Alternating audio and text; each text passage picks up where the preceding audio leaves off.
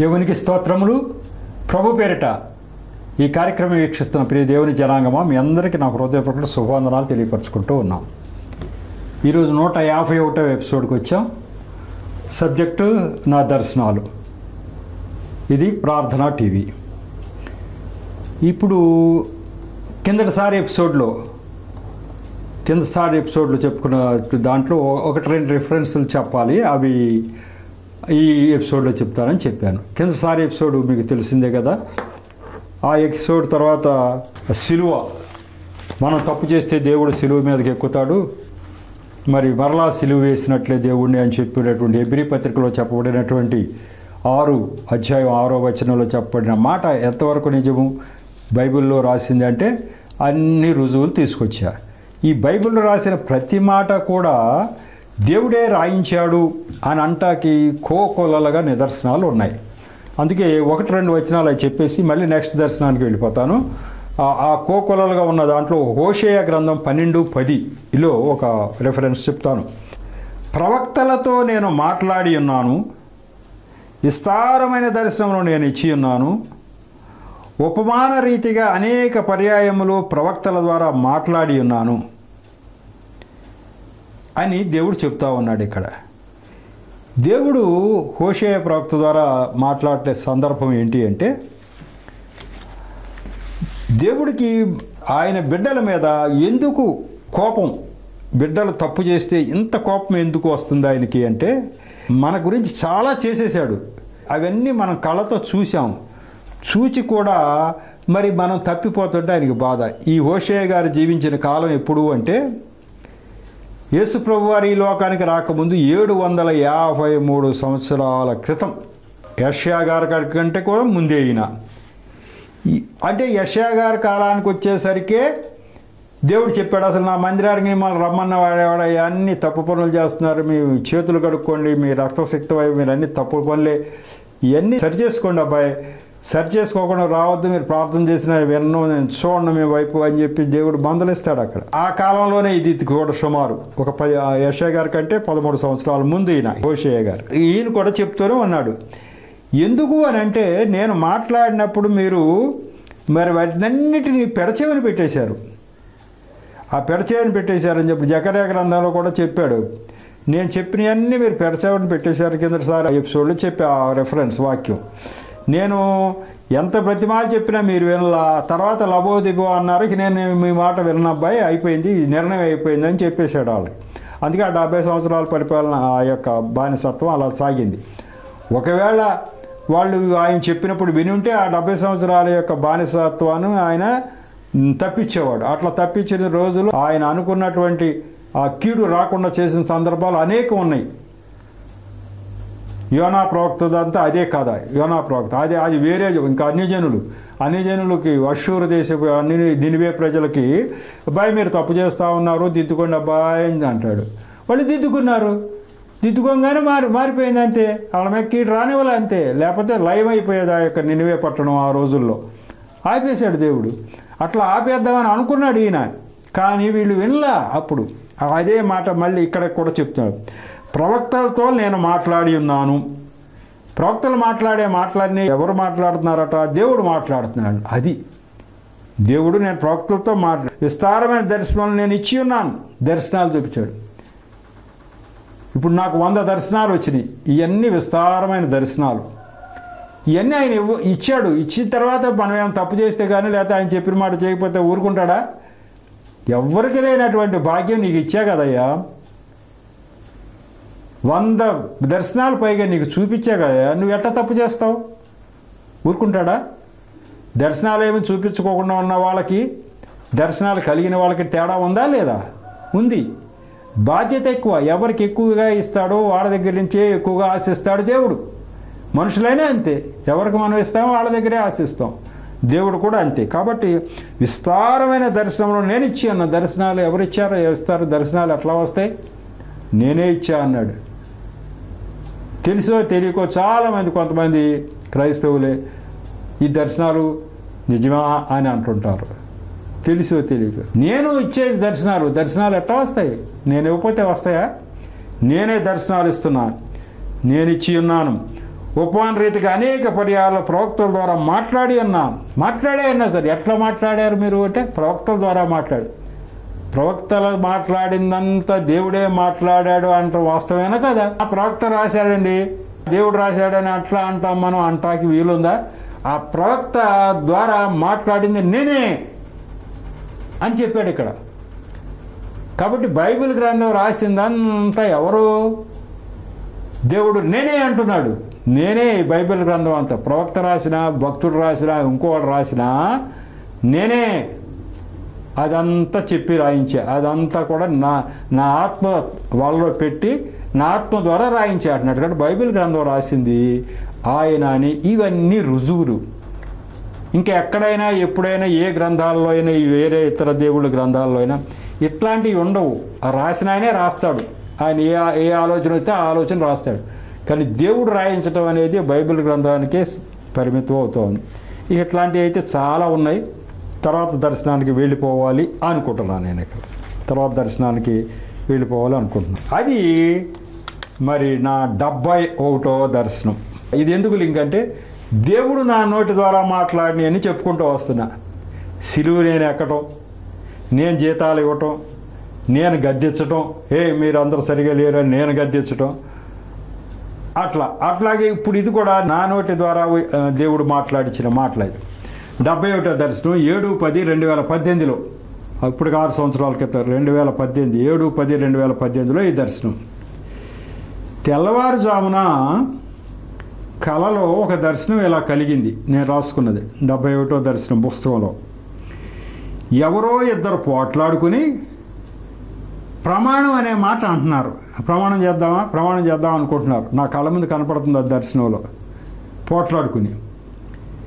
వెంటనే నేను అది విని ఎవరి మీద ప్రమాణం చేస్తారు?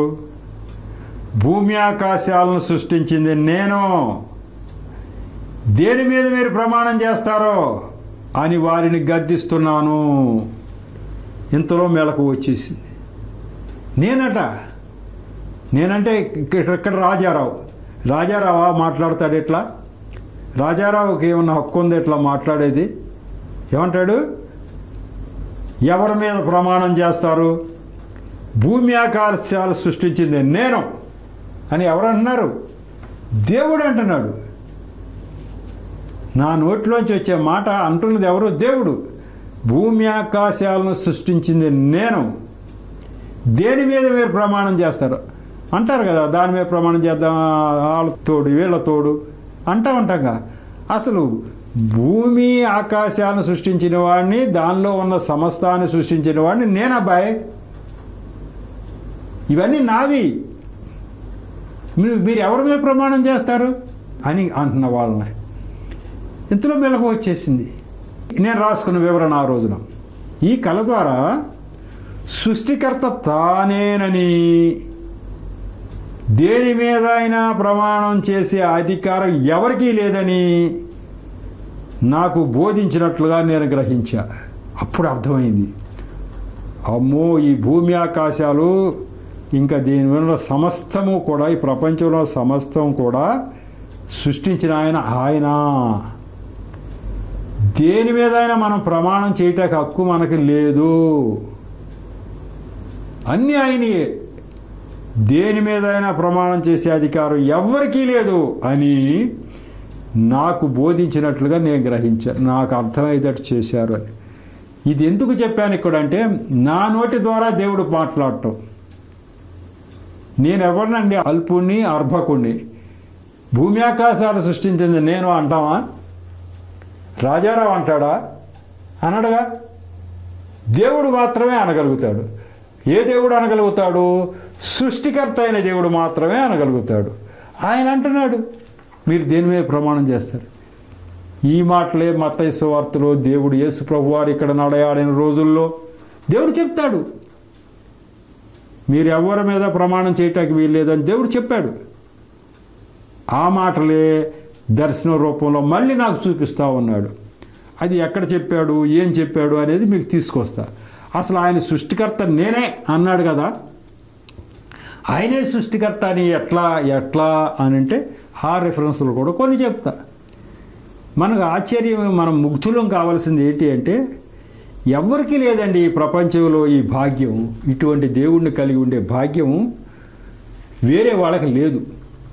ఎంత భాగ్యం అంటే, నేనే సృష్టికర్తనని చెప్పినటువంటి గొప్ప దేవుణ్ణి మనం కలిగి ఉన్నాం.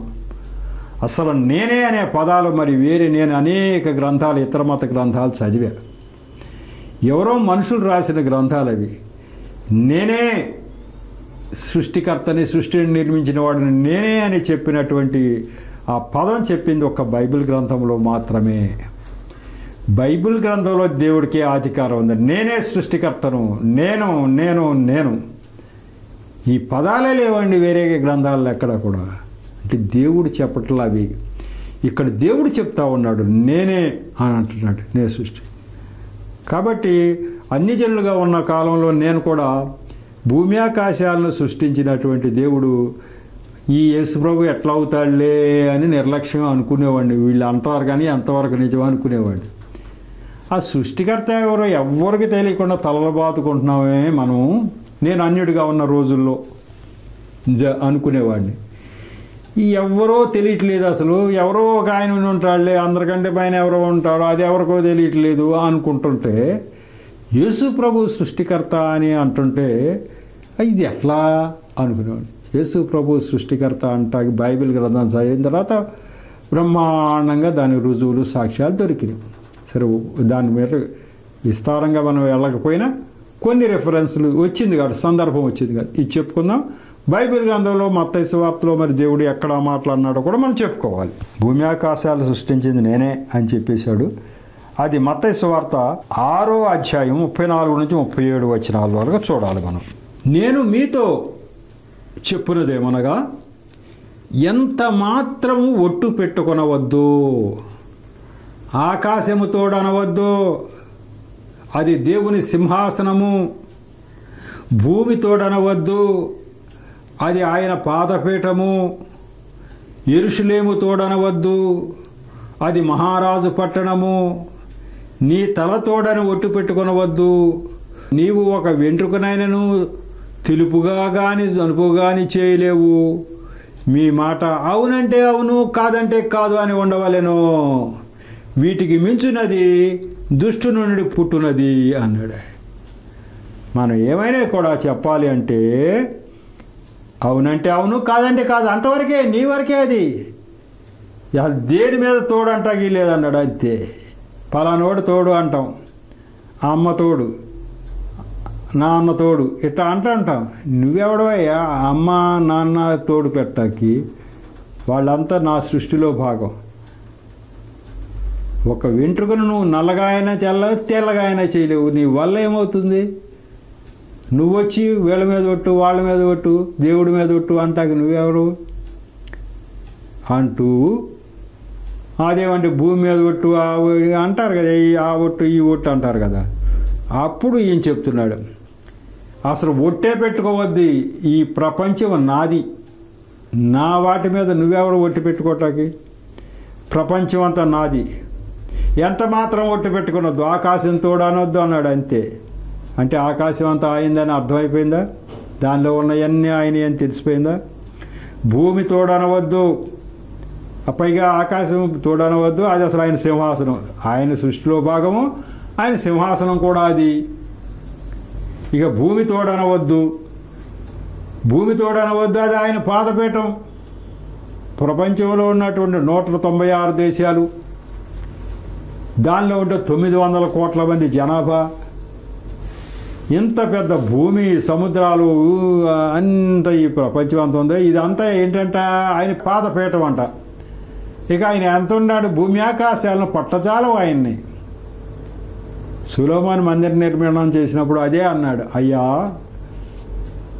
మిమ్మల్ని భూమి ఆకాశంలో పట్టజాలం అయ్యా, నేనెవరిని మీకు మందిరం కట్టి దాంట్లో మీరు ఉన్నారు అంటాకి? కానీ నేను ఒక మందిరం కట్టాను అంటే ఆ మందిరం వైపు చూచి ఎవరైనా ప్రార్థన చేస్తే, అయ్యా మీరు పైనుండి చూచి ఏం ప్రార్థన చేస్తున్నాడు అని చూచి వాళ్ళకి ఆశీర్వాదాలు ఇవ్వండి అయ్యా అన్నాడు. మీరు ఈ మందిరంలో కూర్చుంటారని కాదు, భూమి ఆకాశాలు మిమ్మల్ని పట్టజాలవు కదా, నేను మిమ్మల్ని పట్టుకొచ్చి ఒక చోట కూర్చోబెట్టగలనా? నా వల్ల అవుతుందా? మందిర నిర్మాణం చేయటువంటి చేస్తాం అంతవరకే, కానీ నీవు దాంట్లో ఉండవు. కాబట్టి నువ్వు అక్కడే ఉంటావు. అక్కడుండి ఇక్కడ జరిగేది చూడండి అయ్యా. ఎవరెవరు వస్తున్నారు ఈ మందిరానికి, ఎవరు ప్రార్థన చేస్తున్నారు, ఎవరు మనసు ఏంటో అది చూడండి అయ్యా, కాస్త వినండి అయ్యా అన్నాడు. అంతే అంతే. అట్లాంటి దేవుడు ఆయన. భూమి ఆకాశాలను పట్టజాలనే దేవుడు. ఆకాశం మొత్తం ఆయన సింహాసనమే, భూమి ఆమె యొక్క పాదపీఠం. యెరూషలేం పోని యెరూషలేం తోడని పెట్టుకుంటారా? అది కూడా లేదు. ఎందుకంటే ఆయన ఉండే స్థలం, ఆయన ఆత్మ అక్కడ ఉంటుంది, ఆయన ఆత్మ ఉంటుంది అక్కడ. కాబట్టి అది కూడా అంటాకి వెళ్ళలేదు. అది మహారాజు పట్టణం. అంటే ఆయన దాన్ని ఎంచుకున్నాడు అట్లా. ఎవరు? దేవుడు. మహారాజు పట్టణం.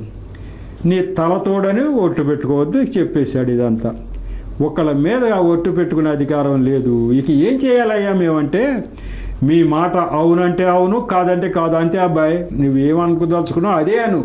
ఒకటి మీద ఒట్టి చేసే అధికారం నీకు లేదు. నువ్వేం చెప్పదలుచుకున్నావు అది చెప్పు అంతే అని ఉండవలేను. ఒకవేళ ఎలా కాదు అని చేస్తే అది నాది కాదు, అది దుష్టుడికి సంబంధించిందే అన్నాడు అక్కడ. అంటే అర్థం ఏంటంటే, నేను చెప్తున్న ప్రకారం అయితే ఇది మించిపోయారంటే మీరు ఆ యొక్క నా ఆజ్ఞ మీరిపోయినట్టే, ఆ సాతాను వల్ల పోతారు అని చెప్తూ ఉన్నాడు. కాబట్టి ఈ వాక్యం ఎవరు చెప్పారు? ఈ సాక్షాత్తు యేసు ప్రభువారు ఈ భూమి మీద నడయాడిన రోజుల్లో ఆయన చెప్పిన మాట. ఆ మాట మరి ఆయన సృష్టికర్త అనేటువంటి పదము మళ్ళీ ఈరోజు ఈ రాజారావు అనే వ్యక్తికి దర్శనంలో మళ్ళీ చూపించి నా నోటి ద్వారా భూమి ఆకాశాలు సృష్టించింది నేను అంటున్నా. దేవుడు యొక్క ఆత్మ ఎలా పనిచేస్తుందో మీరు ప్రవక్తలు మాట్లాడిన ప్రతి మాట అట్లాగే మాట్లాడారు కదా. ఇదిగో నువ్వు పలానా పని చేసావు, తప్పు చేసావు, నువ్వు చేస్తావు అని చెప్పేసేవాడు. రాజుల దగ్గరికి వెళ్ళి అయిపోయావు నువ్వు అనేవాళ్ళు. ఎట్లా అన్నారు వాళ్ళు? అన్నమాట వాళ్ళు అన్నారా? దేవుడు అన్నాడు అంతే. దేవుడు అన్నాడు ఆహాబురాజు తప్పు చేసినప్పుడు, ఇగో నువ్వు ఎక్కడైతే నువ్వు రక్తం వలికిచ్చావు అక్కడే నీ రక్తం కుక్కలు నాకుతాయి అబ్బాయి అని చెప్పేశాడు అంతే. దేవుడు అంటున్నాడు అక్కడ. అట్లా దేవుడు భూమి ఆకాశాలు సృష్టించిన దేవుడు. మరి దాని మీదే ఈ భూమి ఆకాశాన్ని ఆయన సృష్టించాడని రూఢిగా నేనే సృష్టించానని మామూలుగా ఎవరైనా రాయొచ్చు. మామూలుగా ఆది కాండంలో ఉంది, 1వ అధ్యాయం 1వ వచనం, ఆది యందు భూమి ఆకాశాలను దేవుడు సృజించారు అని ఉంది. ఉంది అంటే విమర్శకులు కానీ వాళ్ళు భక్తిహీనులు కానీ వాళ్ళు ఏమంటారు? దేవుడు చెప్పాడని రూల్ ఏంటండి? రాశాడు ఒక ఆయన అంటారు. రాశాడు ఒక ఆయన, దేవుడే చెప్పాడంట రూల్. అట్లా కాదయ్యా, నేను అని ఆయన చెప్పాడు అని చెప్పాలి మనం. నేను అని చెప్పి అన్న వచనాలు ఎంత రూఢిగా పలికాడు. ఇర్మియా గ్రంథం 33వ అధ్యాయం 25, 26 వచనాలు చదివితే ఆహా ఈయన తప్ప ఇంకెవరు సృష్టికర్త అని మనకు అర్థమవుతూ ఉంటుంది. ఆ విషయం కూడా మీకు చెప్పాలి. ఎందుకంటే భూమి ఆకాశాలు సృష్టించింది నేను అనే పదం ఆయన నా నోటి ద్వారా పలికిచ్చారు. కాబట్టి ఎట్లా ఆయన అనేదే చెప్పాలి. ఇర్మియా గ్రంథం 33వ అధ్యాయంలోకి వెళదాం. దాంట్లో 25, 26 వచనాలు మీకు చదివితే దాంట్లో ఎంత ఖచ్చితంగా చెప్పాడో ఆయన మనకు అర్థమవుతా ఉంది. ఇర్మియా గ్రంథం 33వ అధ్యాయం 25, 26 వచనాలు. యెహోవా ఈ మాట సెలవిచ్చుచున్నాడు, పగటిని గూర్చియు రాత్రిని గూర్చియు నేను చేసిన నిబంధన నిలకడగా ఉండని ఎడలా భూమి ఆకాశములను గూర్చిన విధులను నియమించువాడను నేను కాని ఎడలా అబ్రహాము, ఇస్సాకు, యాకోబుల సంతానమును ఏలుటకు అతని సంతాన సంబంధమైన ఏలికను ఏర్పరచుకొనక నేను యాకోబు సంతానపు వాడగు నా సేవకుడైన దావీదు సంతానమును విసర్జింతును. నిశ్చయముగా నేను వారి ఎడల జాలిపడి చెరలో నుండి వారిని రప్పించదను. దేవుడికి స్తోత్రం. ఈ సందర్భం ఏంటి? ఎప్పుడు పలికిచ్చాడు ఇర్మియా ప్రవక్త ద్వారా అంటే, యేసు ప్రభువారు ఈ లోకానికి రాకముందు 600 సంవత్సరాల క్రితం జీవించాడు ఇర్మియా ప్రవక్త. అప్పట్లో జరిగిన కథ ఏంటంటే, ఇక వీళ్ళంతా కూడా ఇజ్రాయెల్ ప్రజలు తప్పు చేసినందుకు 70 సంవత్సరాల చెర కోసం బబులోనుకి రాజుకి అప్పచెప్పేస్తాడు దేవుడు. ఇవి వెళ్ళిపోండి అయ్యా, నెబుకద్నెజరు రాజుకు అప్పచెప్పా, మీ ప్రాణాలు సురక్షితంగా ఉంటాయి, మీకు ఏ అపకారం జరగనేను, మీరు వెళ్ళిపోండి, మీరు చేసిన తప్పుగా నేను అది శిక్ష విధించేసా, వెళ్ళిపోండి అంటున్నాడు. ఈ జనం ఏమంటారు? మేము ఎందుకు వెళ్తామండి, మేము మీ బిడ్డలం, మేము దేవుడి బిడ్డలం, మేము వెళ్ళం, ఆ నెబుకద్నెజరు మాకు నచ్చడు, అసలు కఠినాత్ముడు, మేము వెళ్ళం అటు అంటారు వీళ్ళు. అప్పుడు దేవుడు ఏం చెప్పాలి? మీరు తప్పు చేశారు, దానికి నేను నిర్ణయం చేశా, ఒక నిర్ణయం అయిపోయింది, 70 సంవత్సరాలు మీకు శిక్ష తప్పదు నిర్ణయం చేశా. ఆ శిక్షలో కూడా మిమ్మల్ని కాపాడటా కొన్ని ఏర్పాట్లు చేశా. ఆ శిక్ష అయిపోగానే మళ్ళీ భద్రంగా తీసుకొస్తా అంటే మళ్ళీ వాళ్ళు ఏమనుకుంటున్నారట? ఏమోనండి, మేము వెళ్ళిన తర్వాత ఇక మీరు తీసుకొస్తారా, ఇక తీసుకురారా? ఆ బబులోను రాజు నెబుకద్నెజరు ఎంత దుర్మార్గుడు అంటే, ఒకసారి మేము వెళ్ళామంటే మమ్మల్ని వదులుతాడా ఏంటిక, మీరు తీసుకొస్తారంట గ్యారంటీ ఏంటి అన్నట్టు ఫీల్ అవుతూ ఉంటే వాళ్ళ మనసులో మాట దేవుడికి తెలిసిపోయింది. అప్పుడు చెబుతున్నాడు, అసలు నన్ను మీద మీకు పూర్తిగా నమ్మకం లేదా ఏంటి అబ్బాయి అని చెప్పి, మిమ్మల్ని వదలను అంటే వదలను, ఎట్లా వదలను వినండి అన్నాడు. అంతే. ఎట్లా వదలడంటే, ఈ పగటిని గూర్చి రాత్రిని గూర్చి చేసిన నిబంధన అది నడుస్తుందా లేదా? మీ ముందు ఉన్న కాలం నుంచి ప్రపంచం ఉన్నంత కాలం పగలు ఇలా ఉండాలి, రాత్రి ఎలా ఉండాలంటే అలా జరుగుతున్నాయా లేదా? నేను మాట చెప్పానంటే జరుగుతున్నాయా లేదా? భూమి ఆకాశాలను గురించినటువంటి అటువంటి విధులు నిర్ణయించిన వాడినయ్యా నేను. ఈ టైంకి సూర్యుడు, ఈ టైంకి చంద్రుడు, ఈ టైంకి పగలు, ఈ టైంకి రాత్రి అని నేను చెప్పిన మాట జరుగుతున్నాయా లేదా? ఏమన్నా నేను చెప్పిన మాట ఏమైనా తప్పినాయి? ఎక్కడన్నా ఏ గ్రహం అయినా తప్పిందా? అట్లాంటి విధులను నియమించేవాడును నేను కాని ఎడల, నేనే కానీ అటువంటి విధులు నియమించిన వాడిని కాకపోయినట్టయితే అప్పుడు ఏమన్నా మిమ్మల్ని వదులుతానయ్యా. అంటే సూర్య చంద్రులు ఆగిపోతే, ప్రపంచం ఆగిపోతే అప్పుడేమన్నా మిమ్మల్ని వదులుతాను. మిమ్మల్ని ఎదురు వదులుతానయ్యా, మీరు నా స్వాస్థ్యంగా ఎప్పుడో ఏర్పరచుకున్నాగా, అబ్రహాం ఏర్పరచుకున్న దగ్గర నుంచి మిమ్మల్ని నా స్వాస్థ్యంగా ఏర్పరచుకున్నాగా, మిమ్మల్ని ఎందుకు వదులుతాను నేను? వదలను. ఇట్లా ఈ ప్రపంచాన్ని అంతటిని శాసించి వాటికన్నిటిని విధుల్ని నిర్ణయించిన వాడిని నేను కాకపోతే, నా మాట అవి వినకపోతే ఎక్కడైనా, అప్పుడు మిమ్మల్ని వదులుతానని మీరు అనుకోవాలి. ఇంత సర్వశక్తుడైనటువంటి నన్ను మీరు అనుమానిస్తారేంటి? మీరు తీసుకొస్తారో లేదో అని భయపడతారేంటి? ఇటువంటి సర్వశక్తుడిని, వీటన్నిటికీ విధులు నిర్ణయించిన వాడిని నేను కాకపోతే, ఒకవేళ అవన్నీ తప్పితే, గతులు తప్పితే, సూర్య చంద్రులు గతులు తప్పితే అప్పుడు వదులుతాను. అట్లాంటి జరుగుతుందా ఎప్పుడైనా? మీరు చూశారా? జరగదు. మిమ్మల్ని కూడా వదలనాయా అంటున్నాడు. దీన్ని బట్టి సూర్యచంద్రుడికి గతులు ఇచ్చింది ఎవరు? విధులు నిర్ణయించిన వాళ్ళు ఎవరు? ఈయనే చెప్తున్నాడు, నేను ఇచ్చిన వాడిని. అవి తూచా తప్పకుండా ఇవన్నీ జరుగుతున్నాయి, ప్రపంచం నడుస్తుంది అంటే కారణం నేను అని చెప్పాడు. అట్లాంటి గొప్ప వాక్యమే ఇంకొకటి యెషయా గ్రంథంలో ఆయన నేనే, అసలు ఆ పదం వింటేనే ముచ్చటగా ఉంటుంది నాకు. నేనే అని చెప్పినటువంటి దేవుడు ఇదివరకు ఎక్కడా లేకపోవటం చేత నేనే అని చెప్పిన పదాలు మరి నాకు బాగా ముచ్చటగా అనిపిస్తూ ఉన్నాయి. యెషయా గ్రంథం 45:12. భూమిని కలగజేసిన వాడును నేనే, దాని మీదనున్న నరులను నేనే సృజించితిని, నా చేతులు ఆకాశములను విశాలపరచను, వాటి సర్వ సమూహం వరకు నేను ఆజ్ఞ ఇచ్చి తిని. ఇది నేను చేశానని ఎంత రూఢిగా చెప్తున్నాడు ఆయన. వీటినన్నిటిని కలగజేసింది నేను, నా చేతులతోటే ఇవన్నీ నిర్మించాను. సర్వ సమూహం, ఆకాశంలో ఉన్నటువంటి నక్షత్రాలు, మొత్తం సూర్యుడు చంద్రుడు, వీటన్నిటికీ ఆజ్ఞ ఇచ్చిన వాడిని నేను అన్నాడు ఇక్కడ. ఇందాక చెప్పిన దాంట్లో అవి ఆజ్ఞలు ఇచ్చిన వాడిని నేను కాకపోతే ఏదైనా జరుగుతుంది అబ్బాయి అన్నాడు. కాబట్టి ఆజ్ఞ ఇచ్చిన వాడు నేనని అక్కడ చెప్పాడా దేవుడని ఇక్కడ చెప్పాడు. ఇంకెవరికన్నా ఈ అధికారం ఉంది? ఏ దేవుడైనా నేను చేశానని చెప్పింది ఏ గ్రంథంలో ఏ దేవుడైనా చెప్పాడా? మీరు పరిశీలించుకోవచ్చు. అనేక మందికి ఈ విషయాలు చెప్పవచ్చు. వాళ్ళు గ్రహించుకుంటే గ్రహించుకుంటారు, లేకపోతే ఇది మనకనవసరం. కాబట్టి ఆయన సృష్టికర్త అంటాకి విస్తారమైనటువంటి రుజువులు ఇవి. ఆ రోజు చెప్పాడు, వాక్యాలు చెప్పాడు, ప్రవక్తల ద్వారా మాట్లాడించాడు. ఇప్పుడు ఈ రోజున అల్పుడనైన నన్ను ఎంచుకుని నా నోటి ద్వారా కూడా దేవుడు మాట్లాడాడు. కాబట్టి ఆ దేవుడు నిన్న నేడు నిరంతరము ఒకే రీతిగా ఉన్నటువంటి సజీవుడైన దేవుడు. ఈ యొక్క మాటల ద్వారా మన జ్ఞానం అధికం చేసుకుందాం, అనేక మందికి విషయాలు కూడా తెలియపరుచుదాం. దేవుడి యొక్క మాటల్ని సాక్ష్యాన్ని దీవించునుగాక. చిన్న ప్రార్థన చేసి ముగించుకుందాం. స్తోత్రం తండ్రి, కృపగల దేవ, మహాపరిశుద్ధుడ, ప్రేమగల తండ్రి, ప్రభువా మీకు వందనాలు స్తోత్రాలు చెల్లించుకుంటున్నారు.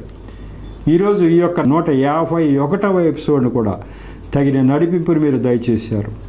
నన్ను మరుగుపరిచిన ఆ నోటి ద్వారా మీరు మాట్లాడారు. అలాగే బిడ్డల హృదయాలు తెరిచే విషయం అర్థమయ్యే శక్తిని వారికి దయచేసి ఆశీర్వదించినందుకు వందనాలు స్తోత్రాలతో నిరంతరం మీ కృపను మిండుగా మా మీద ప్రసరింపజేసి ఆశీర్వదించమని మా ప్రభువును రక్షకుడని యేసు నామములో పరమతండ్రిని ప్రార్థించి వేడుకుంటున్నా తండ్రి, ఆమేన్.